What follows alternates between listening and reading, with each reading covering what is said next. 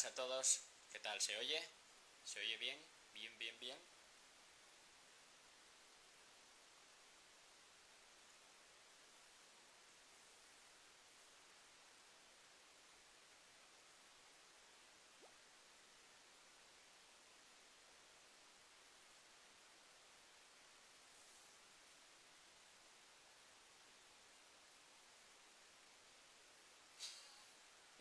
Que soy ancestralísimo. Bueno, tengo móvil nuevo, menos mal, gracias a Dios, porque el otro... ahora puedo ver si hay gente, si no hay gente, lo que escribe la gente y eso.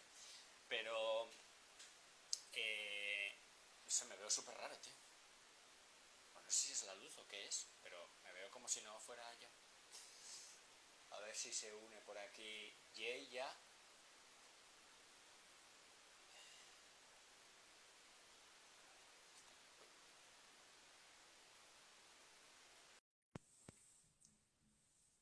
Ruido de fondo.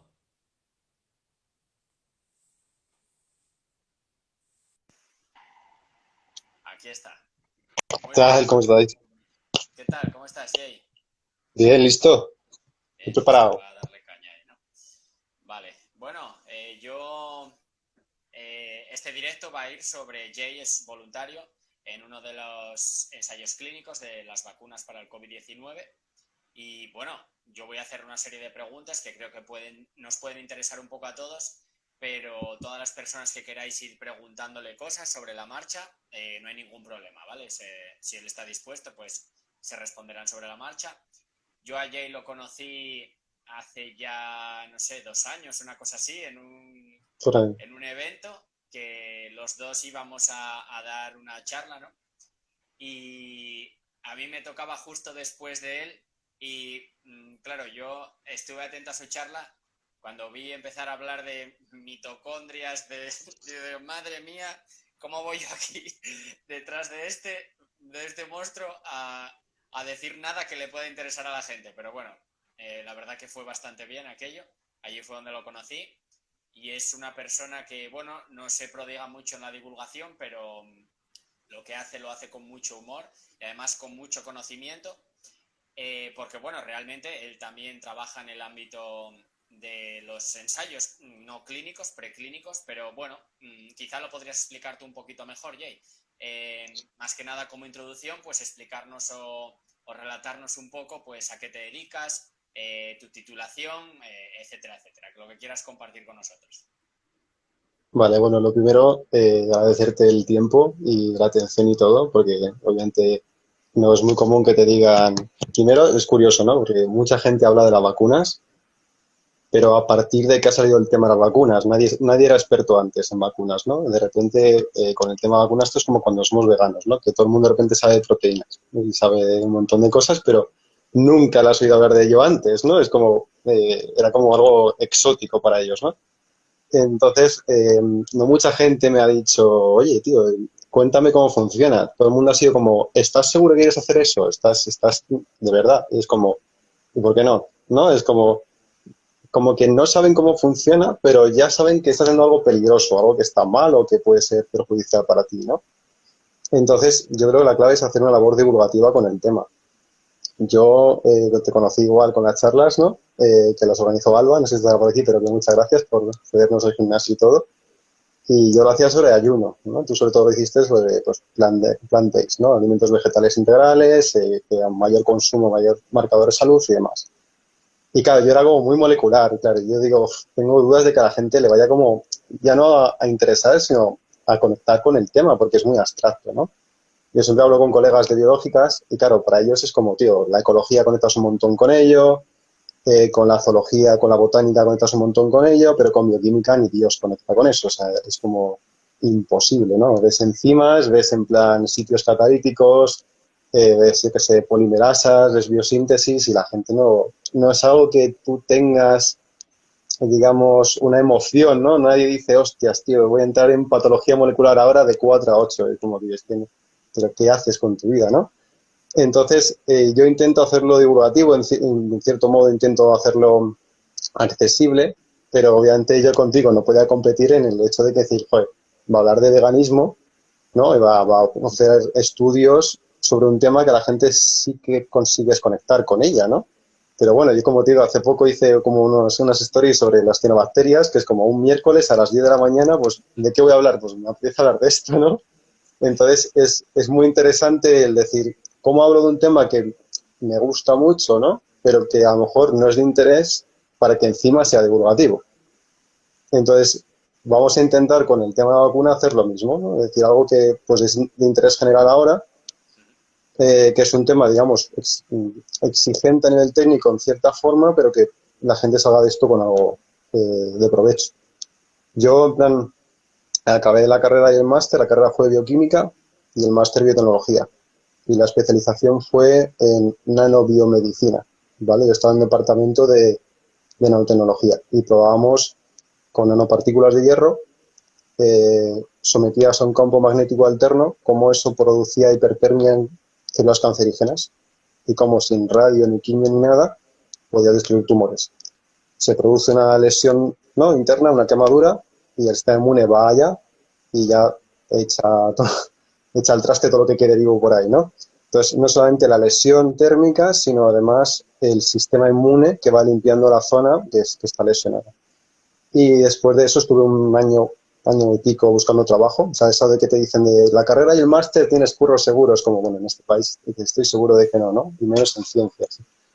Entonces, fue muy frustrante, porque sí que lo hablo con mucha gente que pues, es de artes, es de letras, y todas las carreras son exigentes en su campo, pero sí es cierto que las de ciencias son conceptualmente muy abstractas y son muy exigentes para manejarlas y dominarlas, ¿no? Entonces, darte cuenta que lo has conseguido, ¿no?, que estás formado en ese campo, que eres especialista y que la gente a nivel económico no le vea interés, es dramático, ¿no?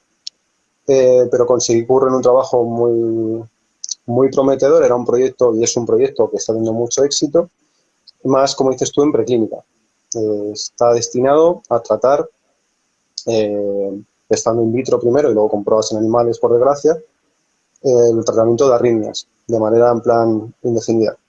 Y lo hacemos con un catéter que lesiona las zonas que son asincrónicas en el corazón, las quemas, entonces se produce un aislamiento con una cicatriz y el corazón ya vuelve a funcionar correctamente, ¿no? Es más complejo que todo esto, pero la idea es que en 2 o 3 horas de operación se acabó la arritmia y con eso se reduce mucho el riesgo de infartos, mejora la calidad de vida del paciente, sin administración de antiarrítmicos, que no sé si sabes que también pueden introducir, por ejemplo, Alzheimer y Parkinson a largo plazo. Y sobre todo, pues, cualquier fármaco que incorpores al final puede desarrollar tolerancia, efectos secundarios, etcétera, ¿no?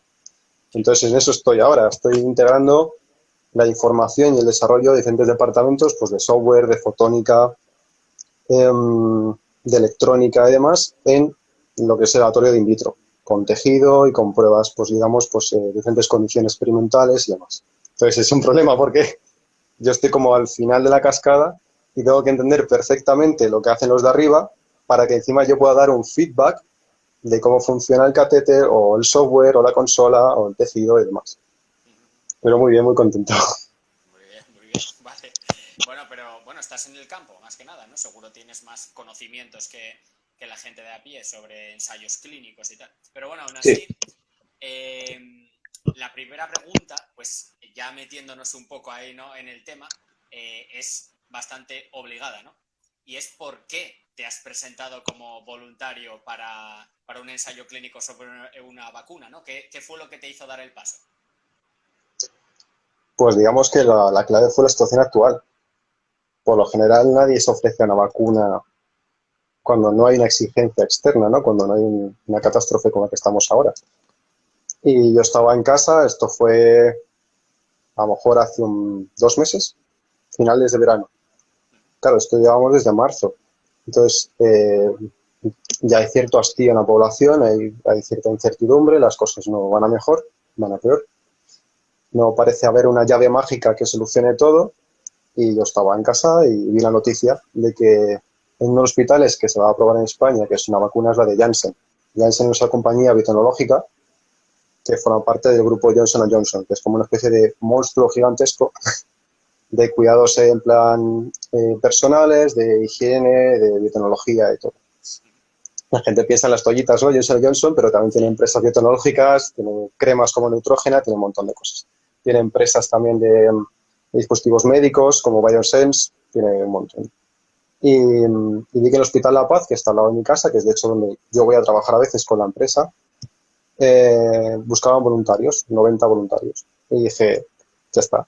Y de hecho fue como automático, fue como, qué mejor forma de ofrecerme a la situación actual que, uno, ofreciéndome como sujeto y dos, estar dentro para hacer divulgación y para contar a la gente cómo funciona y sobre todo para combatir un poco la desinformación que hay hoy en día, ¿no? Hasta la OMS ha declarado que son un atentado contra la salud pública los grupos antivacunas, ¿no? Y esto podría tener sentido en los años 30, cuando se usaba el Tiomersal, no sé si lo conoces, que es el producto que se usaba como conservante, que es un derivado de mercurio, y tenía ciertos efectos secundarios. Lo que ocurre es que el estudio que se publicó en los 80, que nadie me lo cita nunca, todo el mundo dice, no, es que produce autismo, es como, bueno, sí también qué estudio, ¿no? Nadie sabe qué estudio es un estudio fantasma, ¿no? Debe ser que tienes que decir 3 palabras clave en el espejo por la noche a las 3 de la mañana para que te aparezca el estudio, si no nadie sabe cuál es. Y nadie lo cita, pero es que encima el estudio está retirado, te aparece como retirado. Y es que el autor tiene un montón de demandas por falsificación, por compromisos éticos en plan absolutamente vulnerados, bueno, un montón de cosas y está retirado de lo que es la plantilla médica además. Entonces, como que hay un estudio que no sabes cuál es y encima está retirado, pues no me parece muy relevante, ¿no? Pero los 30 sí que hubo esa conmoción de decir, joder, está produciendo efectos secundarios, vamos a ir reduciéndolo tal, pero es que estamos hablando de no 70, sino 80, 90 años después de esto. Y aún hay gente que tiene reparo, me explico. Entonces yo dije, casi es peor esta gente que bloquea la información de verdad y que pone en plan desinformación en el medio que realmente alguien neutral. Alguien que diga, oye, mira, no sé, no me pronuncio, me interesa el tema, pero soy suficientemente honesto para saber que no me voy a meter, ¿no? Pero es que esta gente es un peligro. Entonces, ¿qué mejor forma de decir, me ofrezco físicamente, ¿no? Para formar parte de este estudio, aprovechando pues que estoy sano, que tengo ciertos conocimientos, que me haga sentir seguro con el proceso, ¿no? Como al mismo tiempo decir, estoy dentro. Pues al estar dentro, tengo un montón de información del proyecto, tengo información de los procesos, las etapas, las fases, los grupos, que esto es, aparte de divulgativo, es formativo. Pues hacer algo divulgativo sobre cianobacterias, pero no es formativo, la gente no va a decir, pues para el currículum, Te ¿no? gusta, pero a las 24 horas no te acuerdas. Pero algo que digas es útil todos los días durante, no sé, 2, 3 años que nos quedan, ¿sabes? Esto es decisivo. Entonces lo vi como una noticia, nada, me levanté por la mañana, vi pues, noticias varias y una era que se buscaba voluntarios y esa misma mañana llamé y me guardaron los datos, me dijeron que te avisaremos, tal. Y a las 2 semanas me dijeron, oye, vente si sigue en pie, que por tu rango de edad, por tu ausencia de medicación que tomes, tal, pues te hacemos unas pruebas básicas de constantes vitales, de altura, peso, pruebas neurológicas pues, de movimiento, reacción, etcétera, de percepción, y si las pasas, pues estás dentro. Pero la motivación fue fundamentalmente sociológica, obviamente, no fue un interés científico-técnico, para eso me pongo a leer papers, ¿no? O pregunto, entrevisto a un virólogo, pregunto a médicos, pero no te expones, ¿no? Pero a la gente le choca decir, qué altruista eres, y es como, es altruista, pero creo que estás sobreestimando los riesgos, porque para mí no fue como un balance delicado, ¿no? Mi madre sí que se puso muy nerviosa, tengo que reconocer que mi madre la quiero con locura. Pero claro, imagínate, decir, mi hijo se va a ofrecer una vacuna que no está aún en el mercado, ¿no? Que está, y claro, yo hablando con ella durante días, ¿no?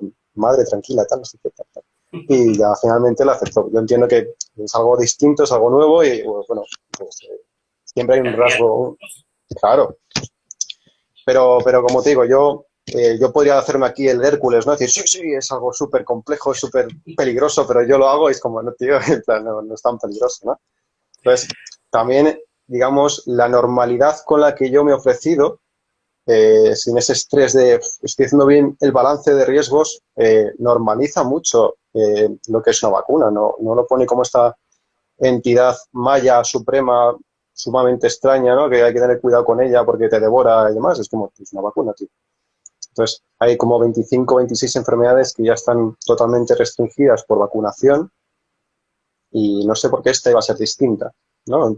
Yo he escuchado eso que eh, hay vacunas que están bien y vacunas que están mal y es como, pero ¿con qué criterio clínico o con qué perfil molecular me estás en plan diciendo que esto es bueno o esto es malo, ¿no? Como la vacuna de la polio está bien, la vacuna de la rabia está bien, del tétano está bien, pero esta del coronavirus está mal. Es como, hostia, si es que si no lo sabemos nosotros, vas a saber, del campo clínico me refiero, vas a saberlo tú, ¿sabes? Entonces, Claro, motivación 100% social, pero en buena parte también científico-técnica, que es mi campo, ¿no? claro, claro, claro.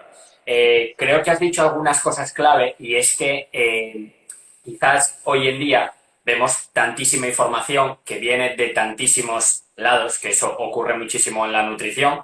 Cualquier persona puede abrirse un perfil en las redes sociales, una cuenta en YouTube y decir lo que quiera y si conecta, simplemente con que tenga un poco de carisma, un poquito, o que conecte un poquito con la gente, pues puede transmitir cualquier información, sea verídica o no, y a lo mejor mucha gente que tachamos de irresponsable simplemente es que no tiene los conocimientos suficientes para poder filtrar esa información, ¿no? Entonces, ¿tú crees que los conocimientos que tú tienes en tu campo, en tus estudios, en tu trabajo, pudieron tener un papel fundamental para presentarte voluntario para la vacuna o para tener un conocimiento sobre el desarrollo de la vacuna que otras personas no tienen? ¿Crees que esto puede ser así? Y si crees que esto puede ser así, ¿cuál crees que son esos conocimientos que a la gente le faltan para poder entender un ensayo de estas características o el desarrollo de una vacuna?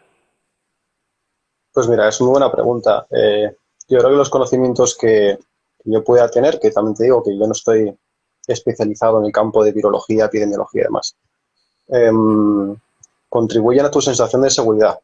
A decir, me ofrezco con la seguridad con la que, ponte un ejemplo, ¿no? Cuando había una guerra en la Edad Media y se buscaban voluntarios, ¿no? Aquí se era forzado el voluntario, ¿no? Pero había voluntarios y decían, es que voy a luchar para proteger lo que hay aquí. Eso implicaba hacer daño a otra persona para proteger a otras. Esto es muy distinto. Aquí no tienes que hacer daño a nadie. No es como tengo que hacer daño a otra persona, tengo que seguramente matar a alguien para proteger a otros. Ya no hace falta hacer eso.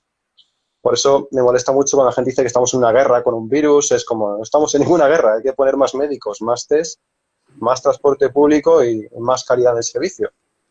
Y dejarse de batallas, ¿no? Y estos conceptos tan bélicos que no creo que ayuden para nada. Entonces, el saber realmente en qué momento estamos como sociedad, ¿no? Y cuál es la amenaza, eso se deriva de unos conocimientos técnicos. Entonces, te ayuda a enfocar qué es el proceso de vacunación correctamente y te ayuda a ponerte en el lugar. Es decir, bueno, es que lo que yo hago es grande, pero soy parte de una persona de 90.000 con el vector que están usando en mi vacuna, la mía no, pero en la que estoy yo, ¿no? Cerca de 90.000 personas ya se han vacunado con este tipo de vector. Entonces, realmente te pone en perspectiva, es decir, hago mucho, pero soy un poquito de los que hacen mucho. Y al final quien hace la gran labor son los investigadores que están detrás de todo esto, las enfermeras que te atienden y te dicen, pone brazos y bueno, pues ese gesto que a mucha gente es como, tío, no me encuentras la vena, por favor, apunta bien. Pues ese gesto, esa dedicación, vale muchísimo más de lo que la gente realmente valora. Entonces, todos estos conocimientos del esfuerzo del personal sanitario, de los esfuerzos del personal de investigación, también digamos que te da inercia para ofrecerte voluntarios, como si es que a mí no me cuesta nada. Es que es ir un día que me hagan un chequeo y volver a casa, volver al trabajo, y si me encuentro mal voy a casa. Pero el que está 12, 14, 16 horas en el hospital, con las mascarillas, con los EPIs, sin poder ducharse, totalmente expuesto, no soy yo. Entonces, un poco de empatía con la gente que está sacando el país adelante y todos los países es lo que realmente te hace dar el paso de decir, joder, pero ¿cómo no voy a hacerlo? O sea, cuando la gente me dice, ¿por qué lo haces? Es como, pero ¿por qué no voy a hacerlo? Me explico. Sí, Esto sí, es como, perfectamente. Sí, sí, sí. Esto es como cuando hablamos de veganismo, que te dicen, joder, ¿por qué te haces vegano? Pues como, bueno, aparte de los 34 motivos que tengo, la pregunta realmente buena es ¿por qué no lo haces? ¿Cómo no voy a hacerlo? ¿No? Con la información actual. Y este es el punto bueno que tú dices. Con la formación que pudiera tener yo o cualquier persona en el campo, ¿cambiará la situación? Seguramente. De hecho, yo soy muy partidario de que cierto criterio científico-técnico esté al servicio de manera accesible de toda la población general y que tengas gente de ciencias o gente de artes o gente de humanidades que te diga, tío, es que este p-value está mal. Me explico.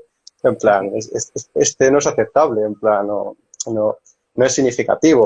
Y ya está, no hace falta que sea experto en nada, pero que tenga nociones para decir, oye, esta información que me está llegando por este medio no me parece relevante, no me parece significativo. O una forma de entender, como te digo, con filtros la información. Que un mínimo de información que digan, tío, esto está mal porque esto no funciona así. Y ya está, y en lo que trabajes, ¿no? Porque creo que como especie el conocimiento científico-técnico es una herramienta útil. No es una cuestión clasista, no es una cuestión en plan los de ciencias y todos los demás. Es una cuestión de que evolutivamente ha sido útil. Entonces, yo estoy de acuerdo en que con una mayor formación en cuanto a extensión, en cuanto a expansión, en cuanto a cómo llega la gente a la información sobre este tipo de cuestiones sería brutal. De hecho, si tú vas a Estados Unidos, hay gente que, bueno, te puedes imaginar el grado de aislamiento que tiene de ciertos pueblos, ciertos estados y el grado de conocimiento general que tiene. Y dices, ¿cómo es posible que una potencia como Estados Unidos eh, esté en estos niveles de fracaso académico, a nivel científico-técnico y demás, ¿no? Entonces te das cuenta de que no es tanto cuánta información haya, si hay más información que nunca. Gonzalo, hay más información que nunca ha habido en la historia. Y accesible cuanto menos. Lo que no hay es educación en ese campo. O está totalmente diezmada. Está privatizada o está en plan apartada a un lado o no es de interés, salvo si proporciona algún tipo de titular amarillista o algún tipo de... ¿sabes? Entonces, considero que no es tanto la información que hay, sino cómo se le entrega a la población. Básicamente. Muy bien, muy bien. Me ha gustado mucho esta respuesta. Es más humana que científico-técnica. Muy bien, muy bien. Sí. Entonces, para divulgar un poquito sobre cómo funciona esto, me gustaría que nos explicases cómo funciona el procedimiento de sacar una vacuna al mercado, es decir, de aprobar una vacuna para el uso poblacional. La producción de vacunas, como otros productos farmacéuticos, farmacológicos, como quieras llamarlo, sigue fases. Y siempre hay una fase, digamos, de exploración, que todo el mundo se la salta. De repente es como, fase en humanos, como faltan como 35 fases primero.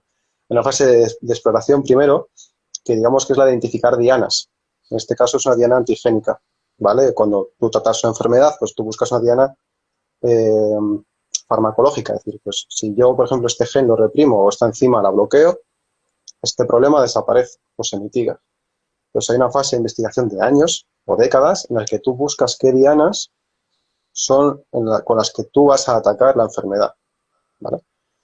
Pues con vacunas pasa igual, tú buscas dianas antigénicas, es decir, ¿qué quiero yo exponer en la vacuna al sujeto para que sea inmunogénico? ¿Vale? Porque la vacuna al final es una formulación, no es la vacuna. ¿No? La gente dice, no, es que la vacuna es como la vacuna es el sándwich o la hamburguesa ¿me explico? Es cómo tú presentas aquello que quieres que sea inmunogénico, que se encadene una respuesta inmune en el organismo, ¿no? Entonces tienes diferentes tipos de vacunas, pero siempre buscas primero aquello que tú quieres presentar como antígeno, ¿no? Entonces puede ser diferentes tipos, pero realmente es el virus atenuado, es el virus que se ha cultivado, el virus o cualquier microorganismo que se ha cultivado en unas condiciones que diezmen su capacidad infectiva. Entonces mantiene su estructura, pero está totalmente anulado. Entonces el riesgo de infección es muy bajo. Tienes, por ejemplo, el virus totalmente neutralizado, ¿vale? Es un virus que igual su capacidad infectiva está totalmente eliminada. En el mitigado hay una ligera infección y, por tanto, la respuesta inmune es mayor, pero en la que el virus está neutralizado, la bacteria está neutralizada, no hay infección alguna. Entonces, muchas veces necesitas dosis de refuerzo para que se mantenga esa inmunidad, ¿no? Digamos, porque el shock, el trauma fisiológico es menor, ¿vale? Y luego tienes, por ejemplo, vacunas que son muy específicas. Tiene este antígeno del virus, o tiene esta espícula del virus, o tiene este polisacárido del virus. De forma que tu organismo identifica ese antígeno, pero no hay ningún microorganismo, no hay ninguna infección. Y nuevamente, el trauma fisiológico es menor, no hay una infección como tal, necesitas dosis de refuerzo a los 6 meses, a los 2 años, etc. Entonces, todo este proceso de identificar qué es lo que quiero presentar con la vacuna es una fase de exploración que dura años. Luego tienes la fase preclínica, que es con tejidos y con células, tienes tus cultivos y tú quieres ver cómo las células responden ante el microorganismo antes o después de la vacunación, o células a las que les presentes el antígeno y luego el microorganismo y ves cuál es la supervivencia, las tasas de muerte y demás, y vas comprobando en cultivo cómo las células responden. Y ya luego vas a in vivo. In vivo es, por desgracia, en animales, no humanos, que suelen ser primates y ratones. Ratones, obviamente, por cuestiones de crianza y de animalario y demás, son mucho más económicas, pero la transferencia es menor. Cómo entendemos que ocurre en un ratón a un humano es menor que en un primate. Y finalmente, cuando se ve que se desarrollan anticuerpos neutralizantes, pues son las dos cosas. Tú puedes producir anticuerpos o no, y dos, que estos anticuerpos sean efectivos. ¿De acuerdo? Finalmente ya se pasa a grupos reducidos en fase clínica en humanos. Hay un grupo reducido de unas 100 personas, 200 personas, menos de 1000, digamos. Luego varios miles, ¿vale? Y ya población general y sale al mercado. Entonces, es un proceso que lleva décadas. Entonces, cuando alguien dice, tío, es que este proceso es muy lento y lo están haciendo muy rápido, es como, ¿entiende lo que es una emergencia? O sea, yo, por ejemplo, si se me quema el arroz, voy a apagar el fuego más rápido que si ya tenía que cocinar y no pasó nada. Entonces, no por eso asumes que voy a apagar mal la vitrocerámica, ¿vale? Entonces, cuando tú pones más esfuerzos o cuando modificas el protocolo, cuando pones más recursos, es por una situación de emergencia, una situación excepcional. Y estos tienen su propio protocolo. O sea, cuando hay casos excepcionales, hay un protocolo aparte. Es decir, ¿qué hacemos cuando ocurre esto? Y esto pasa en medicina, pasa en deporte, pasa en cuestiones políticas, por ejemplo, ¿no? Que te dan un golpe de Estado. Bueno, pues vamos a hacer esta cosa. Y no hay nadie que diga, no, pero hazlo más despacio porque igual se hace mal. Tío, es excepcional esta medida, hay que intervenir ya. ¿Me explico? Entonces, hacer algo adaptándose a las circunstancias no es intrínsecamente perjudicial o no es intrínsecamente peligroso, ¿vale? Un ejemplo que yo pongo muchas veces, tú tienes un examen el lunes, ¿vale? Tienes menos de un día. Dices, joder, tengo 4 temas que estudiarme. Tú puedes dedicarle más horas de las que ibas a dedicarle al mismo tema por hora y llegar al examen. Y no estás estudiando peor, estás estudiando más tiempo. Entonces la gente no entiende que estos protocolos, en vez de hacerse en 6 meses, se pueden hacer en 4, o en 3 o en 2, porque hay más personal, o porque el personal, que esto la gente se lo pasa por el arco del triunfo, trabaja más horas. Que eso es lo que la gente no está entendiendo, que a lo mejor se está haciendo el trabajo incluso con más exigencia técnica y con la gente cobrando lo mismo, yendo más tarde a casa con sus hijos o con su pareja, o dejando de entrenar o dejando de hacer planes y demás, ¿no? Entonces, no es necesariamente peligroso acelerar el proceso de desarrollo de fármacos o de vacunas porque se haga más rápido. ¿De acuerdo? Entonces, ahora mismo, ¿en qué fase estamos los que estamos con Johnson & Johnson? Se llama fase 1-2A. ¿Por qué? Porque están fusionando fases. ¿De acuerdo? Están diciendo, pues esta fase y esta fase las podemos fusionar y acelerar procesos de aceptación y demás. Sí, pues tenemos un merge, ¿no? Una fusión. Y son grupos de unos cientos, miles de personas. Entonces, con otras vacunas obviamente siguen un ritmo porque hay una exigencia distinta. Depende de la zona. Porque todavía tenemos casos de sarampión en África, ¿vale? Y casos de ébola en África, pero Europa ya nos da igual. Ya no está pululando el sarampión, salvo cuando fue en Francia en 2011, creo que fue.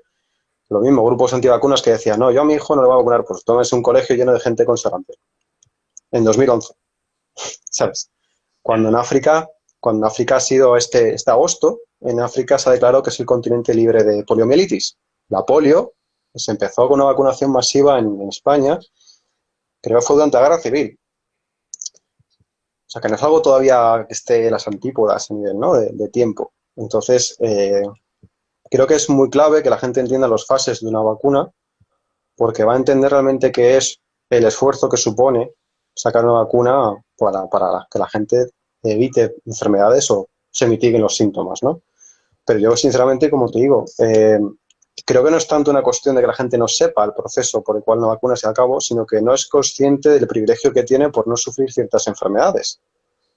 Porque creo que fue Nigeria, por ejemplo, hasta hace poco acumulaba la mitad de casos de toda África de sarampión.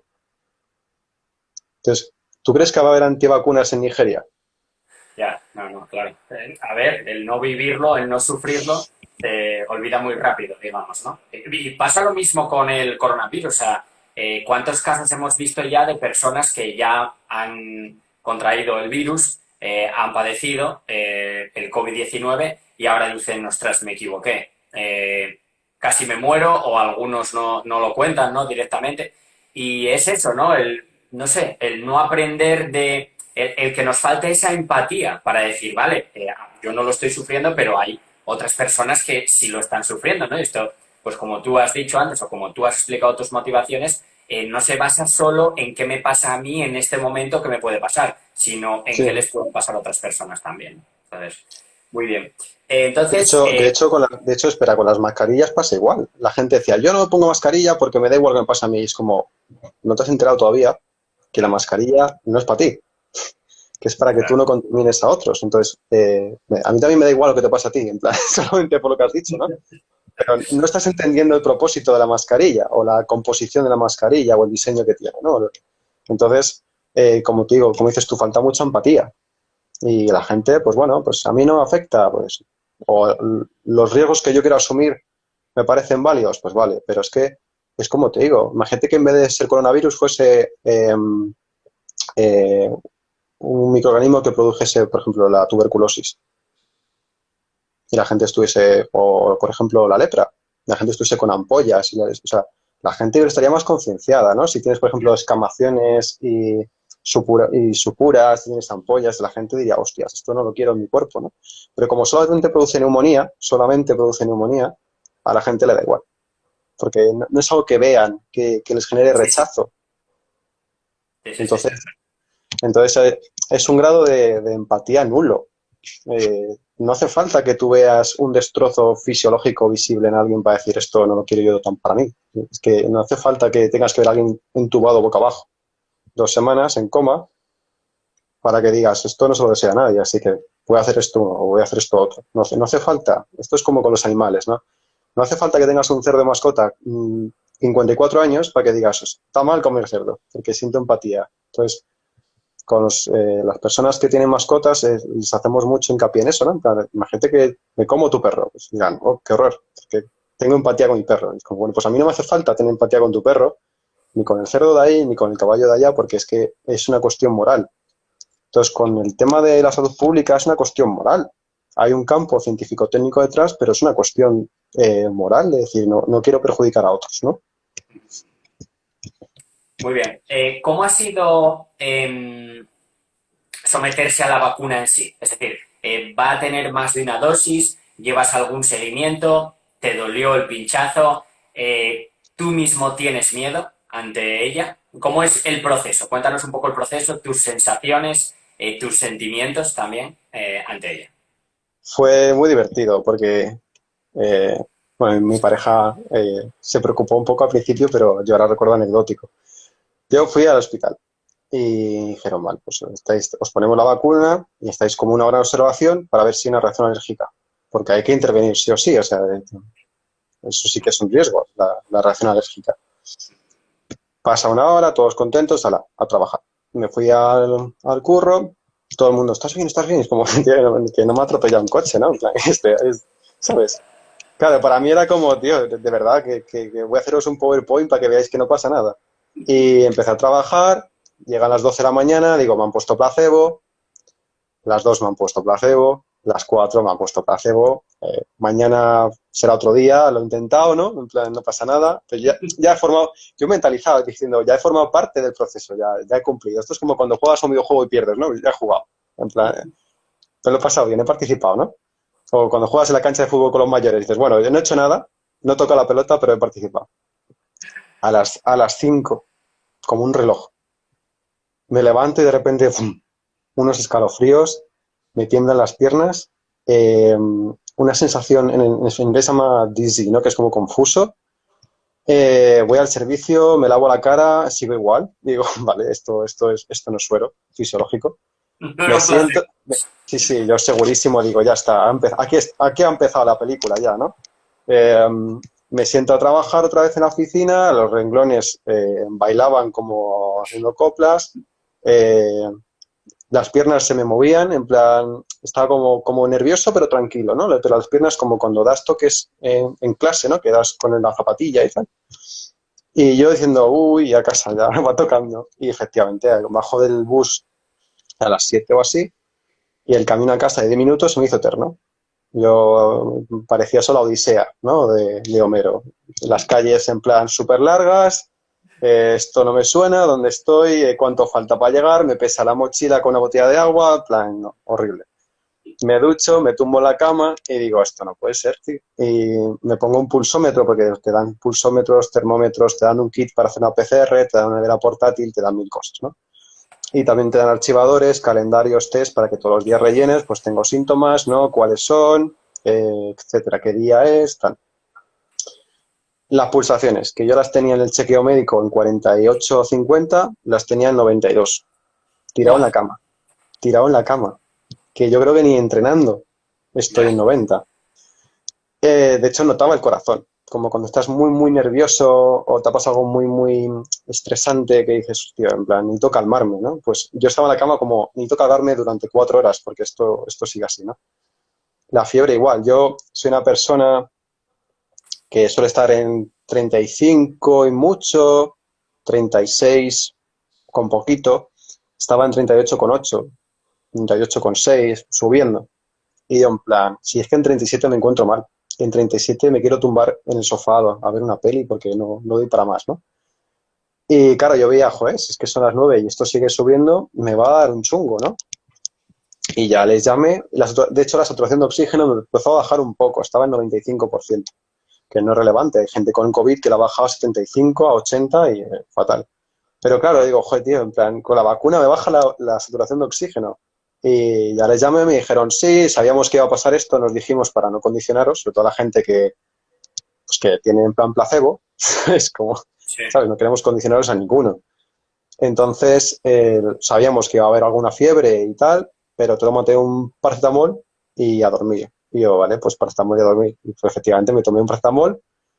En una hora me bajó la fiebre a 37, las pulsaciones a 60, cené y me fui a dormir. Y al día siguiente fui a trabajar y ya no tenía ningún síntoma. Pero fue muy divertido porque, y aquí es donde tú me comentaste, oye, ¿tus conocimientos te han servido? Pues me sirvieron sobre todo cuando estuve mal, porque yo estaba tan tranquilo en la cama, era como, tío, estoy hecho mierda, pero estoy divino, o sea, en plan, sé qué está pasando, sé que lo está causando y sé que va a acabar prontito. Entonces, ahí empaticé mucho con la gente que ha sufrido la infección y que ha Ya, sufrido neumonía. ya. Porque, porque tú dices, tengo una vacuna, tío, que ahora os puedo contar qué es la vacuna. Pero yo sabía qué era, yo sabía cuál era el rango digamos, de riesgo, y yo sabía que me estaba causando todo eso. Entonces yo era como, pues hasta que se me pase. Como cuando tienes un golpe en el codo, ¿no? Que dices, joder, Ya. en el hueso de la risa, me voy a morir 2 minutos, pero luego se me pasa. Pero ahí empaticé muchísimo con la gente, tío, que era como, es que estoy yendo a peor, es que no respiro, o es que me ahogo, es que me levanto al servicio y me ahogo, o tengo fiebre 39 y no baja.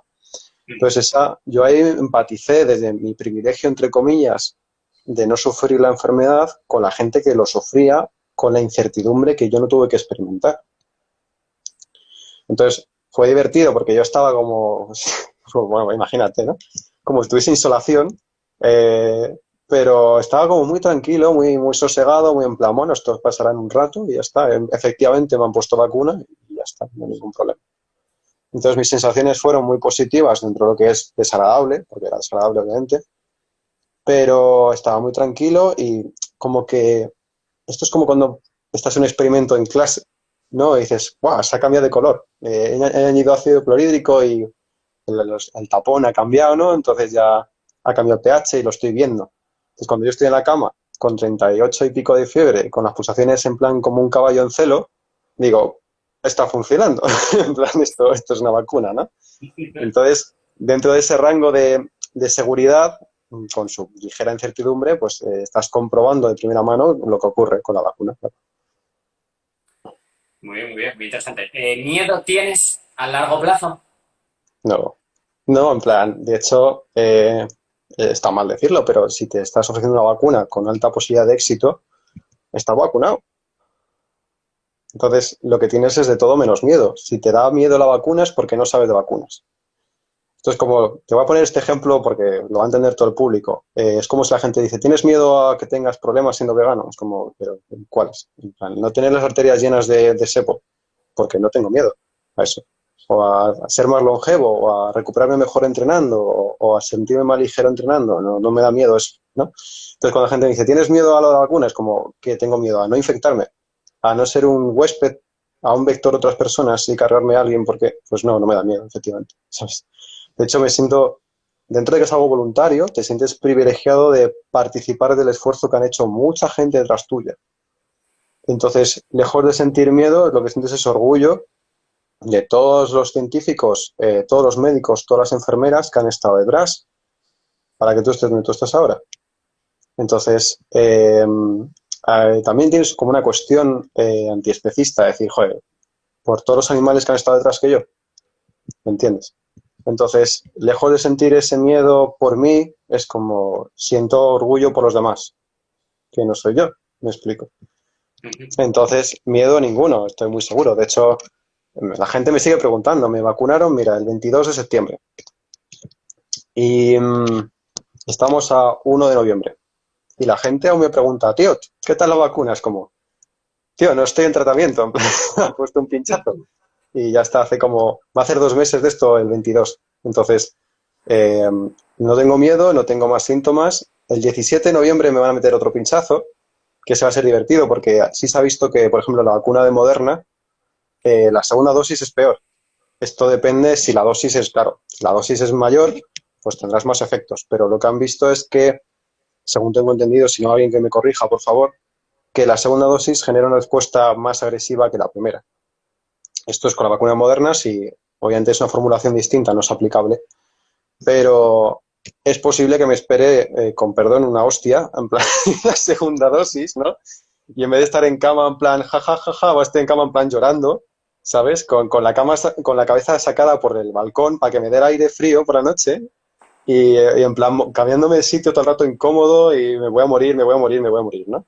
Entonces, tanto como miedo a decir, joder, esto me da miedo, no, pero sí tienes como cuando subes a una atracción que dices, me da miedo, pero me voy a montar otra vez, pues esto es igual. Entonces tienes como una ligera, y si me da el tortazo, bueno, la segunda, me voy a reír, pero va a ser otra parte del proceso, ¿no?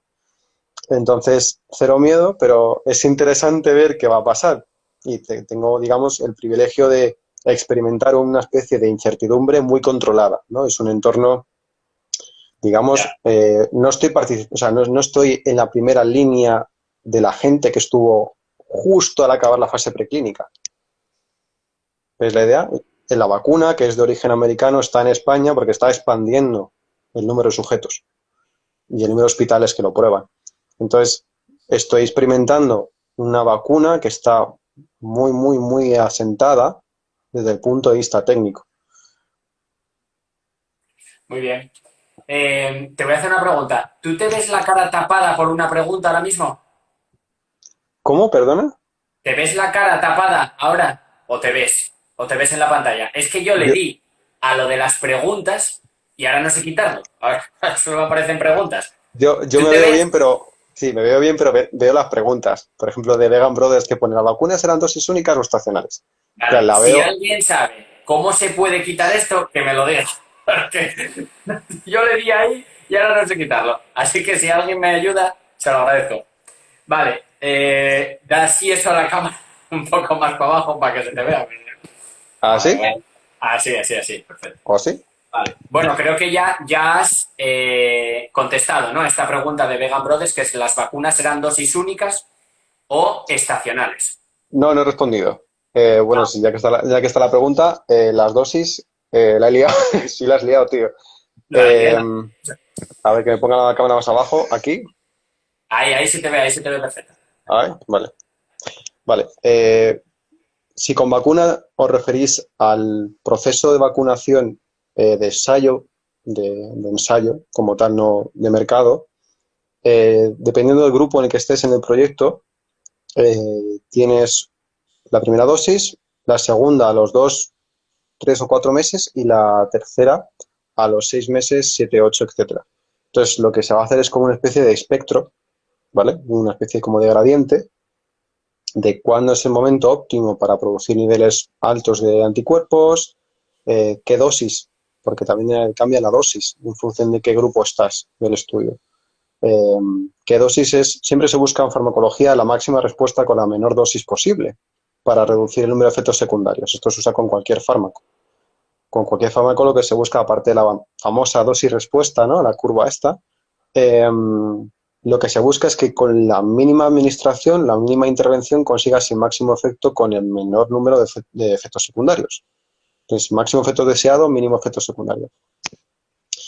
Entonces, lo que se va a buscar en el ensayo es testar cuál es la dosis y la administración como protocolo más eficiente y más seguro. Y luego, cuando salga al mercado, que esto te puedo decir que a lo mejor será finales de 2021 o incluso mediados de 2022, o sea que agárrate los matches, eh, depende. Depende del virus. Si el virus es estacional, pues será una vacuna estacional. Si el virus se queda aquí largo tiempo, será una dosis única con refuerzo. Si se ve que la respuesta inmune es típica, por ejemplo, de un virus mitigado, o una dosis única si se ve que la respuesta es propia de un virus que está atenuado, digamos, ¿no? Si el virus está neutralizado, pues como hemos dicho antes, ¿no? Eh, la respuesta inmune es más ligera en el tiempo y si es mitigado y el virus produce una pequeña infección, pues la respuesta a largo plazo es mayor. Entonces, a lo mejor no hace falta dosis de refuerzo. Depende de dos cosas, de cómo se desarrolla esta vacuna y de cómo se mantiene el virus en el tiempo con nosotros, básicamente. Muy bien. Y un poquito más ya de la vacuna en sí. ¿Sabes de qué está hecha la vacuna que a ti te han administrado? La composición no la sabes, ¿vale? Pero sí sabes qué principio activo usa. Y lo que usa es un vector del adenovirus, ¿vale? Por eso es AD26. Si queréis, luego puedo en una stories publicar lo que es el código de la vacuna y hay una página que se llama Clinical Trials. Clinical Trials, sí, justo, gracias, en la que te viene todas las especificaciones y eso es de dominio público, eso no es algo confidencial que yo no pueda contar. Entonces, lo que usa es como vector el adenovirus, resfriado común, ¿vale? Que presenta proteínas de la espícula del coronavirus. Las proteínas con las que el virus se acopla a las membranas de las células antes de infectarlas. Entonces, ¿qué ocurre? Que tú usas como vector un virus que es inocuo, no un chip 5G.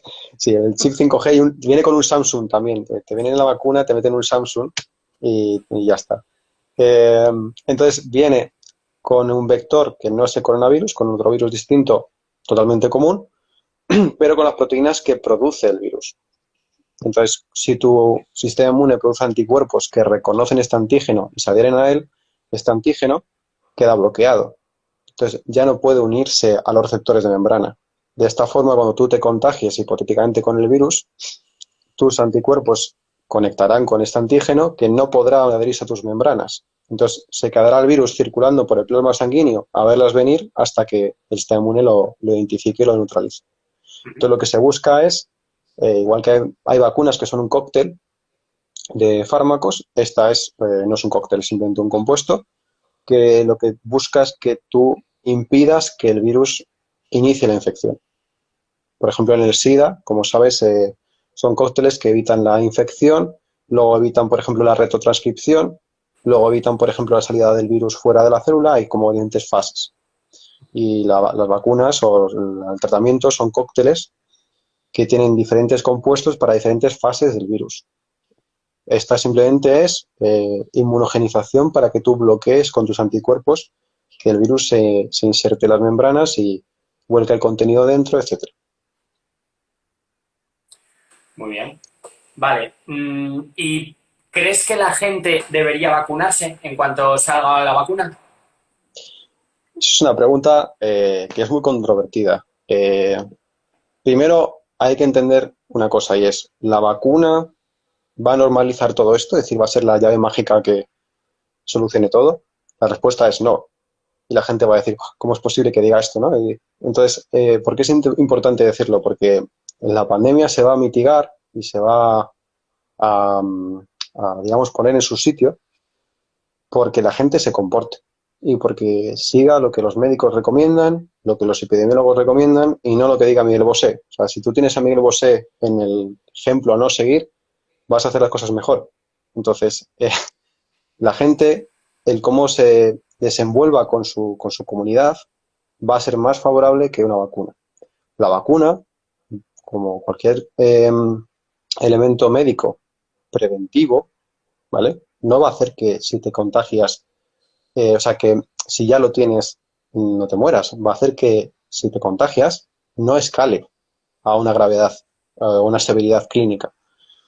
Y que tú no seas un huésped de contagio, reducir la carga vírica que puedas tener y, por tanto, el riesgo de contagiar a los demás, ¿no? Entonces hay que entender que la vacuna no es una cura, que es lo que mucha gente tiene esa sensación de que la vacuna es como algo que cura a la gente y que erradica el virus. El virus no se erradica con la vacuna, lo que se erradica es la transmisión del virus y se erradica los efectos del virus en el organismo, ¿no?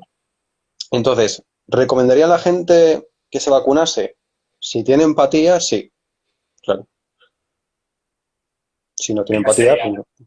Ese- Si no tienes Vale, empatía, no, claro, no lo hagas, ya está, no pasa nada. claro, Entonces, vale. Hay mucha gente que tiene dudas, que tiene miedo, que efectos secundarios, pues eso, que funcione, que no funcione, sensación de falsa seguridad.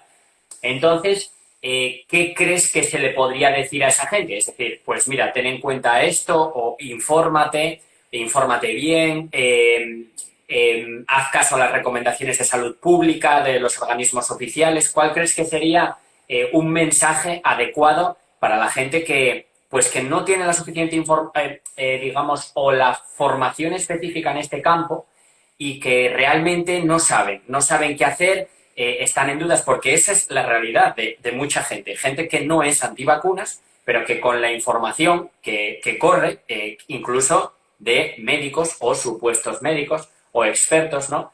Ante esa inseguridad de la vacuna, ante ese miedo, ¿cuál crees que sería un mensaje correcto para esa gente? No algo como tírate y vacúnate de cabeza, no, sino algo como ¿qué? ¿De dónde pueden sacar información? ¿Qué puede ser útil para ellos, útil para su comunidad? yo aquí tengo, intentar ser honesto, la culpa no es solo de la población general. La culpa es también del gobierno, porque el gobierno, sea de izquierdas o de derechas, toma unas medidas que a la gente le generan plan rechazo. Entonces, la gente acaba hastiada por una incertidumbre y una inseguridad institucional, ¿vale? Que le generan aversión con el fenómeno en concreto, ¿no? Al final acaban harta del virus, acaban harta de las medidas, acaban hartas de las mascarillas, acaban hartas de todo. Entonces, les da igual el tema, no van a indagar en ello. No les genera interés o curiosidad.